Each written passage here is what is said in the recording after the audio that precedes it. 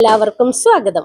ഇന്ന് കർക്കടകം ഇല ചാലഞ്ചിലെ രണ്ടാമത്തെ ദിവസം ഡേ 2 കുമ്പളത്തില തോരനാണ്. ചിക്കൻ 65-നും ഫ്രൈഡ് റൈസിനും ഇടയിൽ ഒന്ന് നിന്ന് ഈ ഇലക്കറിക്ക് ഒരവസരം കൊടുക്കൂ.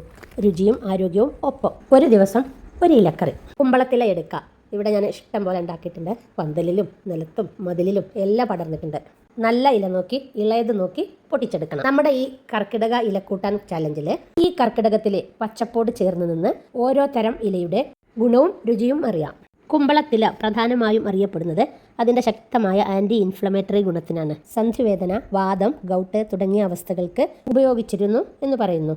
ഈ ഇല ഇതുപോലെ അതിൻ്റെ ഞരമ്പിൽ നിന്നും നാരിൽ നിന്നും ഇല വലിച്ചെടുത്താൽ മതിയാകും. ഇല്ലെങ്കിൽ നമുക്കത് ഒന്നിച്ച് വെച്ച് അരിയും ചെയ്യാം. പഴയ കാലത്തെ മുറിവുകൾ, മുഖക്കുരു, ഡെർമറ്റൈറ്റിസ് തുടങ്ങിയ ചർമ്മ പ്രശ്നങ്ങൾക്ക് ഉപയോഗിച്ചിരുന്നു അത്രേ. നല്ലപോലെ വെള്ളം ഒഴിച്ച് ഒലുമ്പി കഴുകി വാലാൻ വയ്ക്കുക. മിക്സിയുടെ ജാറിലിട്ട് നാളികേരം ചിരകിയതിട്ടു, കുരുമുളക് ഇട്ടു, ചീനമുളക് ഇട്ടു, വെളുത്തുള്ളിയും ഇട്ടു, കറിവേപ്പിലയും ഇതിൽ കൂട്ടാം. ചെറിയ ഉള്ളി മുഴുവനും ഇട്ടോളൂ. വലിയ ജീരകവും കൂടെ ഇട്ടു പതുക്കെ ചതച്ചെടുക്കാം. ഇത് നല്ലപോലെ അറിയാൻ പാടില്ല, ഒന്ന് ചതയാനേ പാടുള്ളൂ. കണ്ടോ, മൺചട്ടിയാണ് എടുത്തിട്ടുള്ളത്. അതിൽ വെളിച്ചെണ്ണ ഒഴിച്ചു. ഇലക്കറി ആകുമ്പോൾ മൺചട്ടിയും വെളിച്ചെണ്ണയാണ് ചേർച്ച. എണ്ണ ചൂടായി കഴിഞ്ഞാൽ 1/2 ടീസ്പൂൺ കടുകിടാം. കടുക് പൊട്ടിക്കഴിയുമ്പോൾ ഉണക്കമുളക് പൊട്ടിച്ചതോ ക്രഷ്ഡ് ചില്ലിയോ ഇടാം. 1/2 ടീസ്പൂൺ മഞ്ഞൾപ്പൊടിയും കൂടി ഇട്ട് ഇല മുഴുവനും ഇടാം. നന്നായി ഇളക്കി മറിച്ച് എണ്ണയും കടുകും എല്ലാ ഭാഗത്തും യോജിപ്പിക്കണം. ഒന്നുകൂടി നല്ല പോലെ മറിച്ചിളക്കി ഒന്ന് തട്ടിപ്പൊത്തി അടച്ചു വെക്കാം. ഇത്തിരി സമയം വേവായാൽ മതി. നല്ല പോലെ ഒന്ന് ചിക്കിയെടുത്ത് നാളികേരവും ചെറുള്ളിയും എല്ലാം കൂട്ടി ചതച്ച് വെച്ച കൂട്ട് ഇതിലേക്കിട്ട് നാളികേരം ചേരുന്നത് വരെ ഇളക്കി യോജിപ്പിക്കുക. ഏകദേശം എല്ലാം യോജിച്ചിട്ടുണ്ട്. ഉപ്പുണ്ട്, കാന്താരിയുടെ നല്ലൊരു മണമുണ്ട്. പിന്നെ ഇതിൽ ചേർത്ത വെളിച്ചെണ്ണൻ്റെ മണം പറയണ്ടല്ലോ.